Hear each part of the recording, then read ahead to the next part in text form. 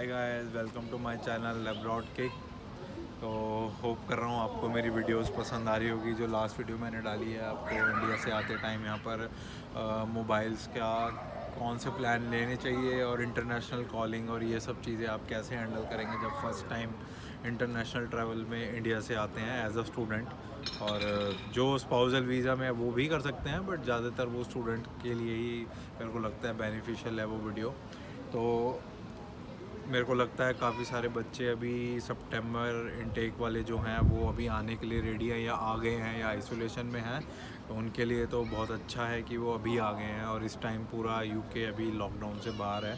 और जो लोग अभी जनवरी इनटेक के लिए सोच रहे हैं वो अभी से प्रिपेयर कर रहे होंगे, क्योंकि लास्ट ईयर मेरा भी कुछ यही हाल था। मेरे को भी यहाँ पर अभी अप्रॉक्सीमेटली 1 साल हो गया है, सितंबर के आसपास से मैंने भी देखना स्टार्ट किया था।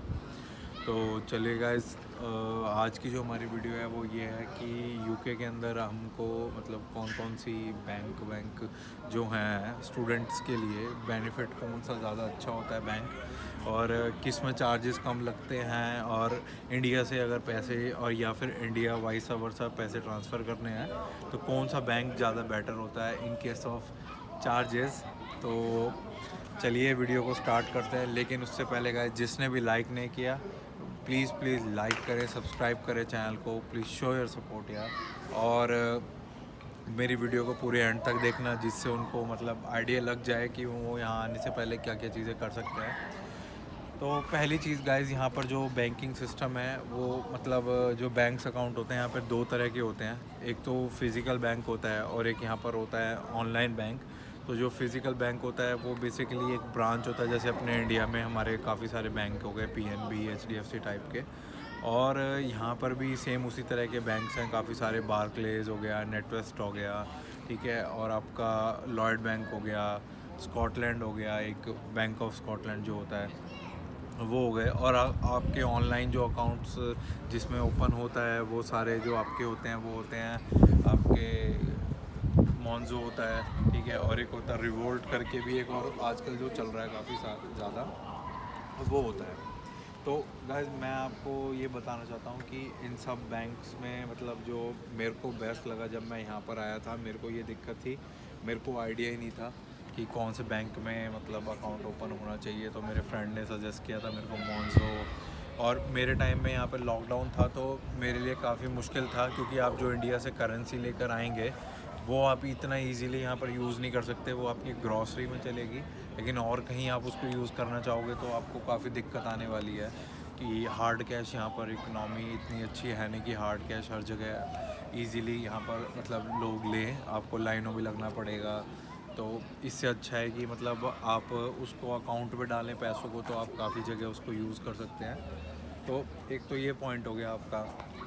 दूसरा आपका जो पॉइंट है कि आपको इनिशियल डॉक्यूमेंटेशन क्या क्या चीज़ें चाहिए होती हैं अगर आपको स्टूडेंट अकाउंट ओपन कराना है। तो जो स्टूडेंट अकाउंट आपको ओपन कराना है उसमें फ़र्स्ट चीज़ आपकी चाहिए होती है आपका पासपोर्ट, वो सबसे इम्पॉर्टेंट है, ठीक है। तो ओरिजिनल पासपोर्ट, और ओरिजिनल पासपोर्ट के बाद आपका आता है बीआरपी कार्ड, ठीक है। तो बीआरपी कार्ड से आप उनको मतलब एग्जैक्टली पता चल जाएगा कि हाँ कि आप मतलब एक स्टूडेंट हो, क्योंकि आपके जो बीआरपी है उसके ऊपर लिखा रहता है कि you are on student visa, और वो सब रिलेटेड जो भी आपका नंबर होता है बीआरपी कार्ड का वो उससे वेरीफाई करेंगे। और जो थर्ड और मोस्ट इम्पॉर्टेंट चीज़ होती है वो होती है गाइस, आपको कॉलेज से अपना एजुकेशन जो भी आप या जिस भी आप कोर्स में एनरोल हो, तो एक एनरोलमेंट का आपको कॉलेज से एक लेटर मिलता है, ठीक है। वो सर्टिफिकेट आपको अपने पोर्टल या मेल करके लेना पड़ेगा कॉलेज से। तो उसमें आपका लिखा होगा कि आपकी स्टडीज़ कब से कब तक वैलिड है, ठीक है, और आपका लिखा होगा कि आप अभी इस टाइम यूके के अंदर हो और आप एनरोल्ड हो इस कोर्स के अंदर। वो एक सर्टिफिकेट आपको कॉलेज से ले करके आपको अपने किसी भी बैंक में अगर स्टूडेंट अकाउंट ओपन करना है तो वो आपको करना पड़ेगा। तो ये आपके मेरे ख्याल से तीन ये मोस्ट इम्पोर्टेंट। और जो फोर्थ जो गाइस काफ़ी इम्पोर्टेंट है वो आपका है मोबाइल नंबर, ठीक है। तो मोबाइल आपका यहाँ पर एक्टिव सिम होना चाहिए और आपके नाम पे रजिस्टर होना चाहिए। और मतलब आपका एक जो भी प्लान है वो तो सब आप देख ही लेंगे। तो सिम मतलब 4 चीज़ें हो गई ये डॉक्यूमेंट के बाद। अब आपका आता है कि कौन से अकाउंट में आप जो एनरोल करोगे। यहाँ पर 2 तरह के अकाउंट होते हैं, एक सेविंग अकाउंट, एक करंट अकाउंट। और जो तीसरा जो इनके अंदर एक चीज़ होती है ना, वो मत देखना आप कि आपको इंटरेस्ट कितना मिलता है। यहाँ इंटरेस्ट रेट गाइस कुछ भी नहीं है, ठीक है। यहाँ मेरे को हफ्ते के मतलब मैं अगर चेक कर रहा होता हूँ महीने के एंड में, तो मतलब जो मिलता है वो पेंस में कुछ मिलता है मेरे को, अगर कितने भी मेरे पैसे पड़े हो मेरे अकाउंट में। तो ये तो एक पॉइंट हो गया। उसके बाद आप जो अकाउंट खोलोगे, मोंजो में खोलना आप अपना अकाउंट। और अकाउंट ओपन करने के बाद उसमें प्रोसीजर क्या होता है, बस आपको अपने मोबाइल में मोंजो की ऐप डालनी है। मोंजो ऐप डालने के बाद आपको मोंजो ऐप डालने के बाद आपको उसमें रजिस्टर करना है अपने सिम से। ओटीपी आएगा और उसमें इनिशियल कुछ स्टेप्स होंगे। इनिशियल स्टेप्स को करने के बाद आपको अपना शायद एक पासपोर्ट की फ़ोटो खींचनी है। और पासपोर्ट की फ़ोटो खींचने के बाद आपको अपने बीआरपी की फ़ोटो डालनी है और एक वीडियो आपसे रिकॉर्ड कराएगा और आपका मोंजो ऐप एक्टिवेट हो जाएगा। एक्टिवेट होने के बाद शायद अपना आपको एड्रेस उधर अपलोड करना पड़ता है जहाँ पर अभी आप करंटली रह रहे हो। वो आपको शायद 2 या 3 दिन के अंदर आपको वो भेज देते हैं अपना डेबिट कार्ड आपको, जो आप यूज़ कर सकते हो। एक तो ये हो गया। और दूसरा जो है रिवोल्ट, गाइस रिवोल्ट जो है वो इंडियन और किसी भी स्टूडेंट के लिए नहीं है। उसके लिए आपको ब्रिटिश पासपोर्ट चाहिए होता है, ठीक है। तो वो तो आपका मतलब आप ओपन ही नहीं कर सकते। तो आपका जो ऑनलाइन वर्ज़न है, आप जब भी यहाँ पे आए सबसे पहले तो आप मोंजो वाला ही ओपन करा लें। उसके बाद जो है वो आपका आता है नेटवेस्ट आता है, बारक्लेज आता है और बैंक ऑफ स्कॉटलैंड आता है और लॉयड बैंक भी आता है, HSBC है। तो ये सारे हैं। तो लेकिन इन सब में गाइस ये इशू है कि जब भी आप हार्ड कैश सबमिट कराओगे और इंडिया से कुछ भी अमाउंट आपका 100 पाउंड से ऊपर आएगा, तो वो आपकी जो फ़ी है वो 7 पाउंड ये काट लेते हैं आपके उसमें से, ठीक है ना। तो वो कन्वर्जन चार्जेस और जो भी होता है वो सब ये काट लेते हैं। उसके बाद आपके अकाउंट में पैसे आएंगे। और उन सब से बचने के लिए मेरे को जो बेस्ट लगा गाइस वो लगा बारक्लेज बैंक।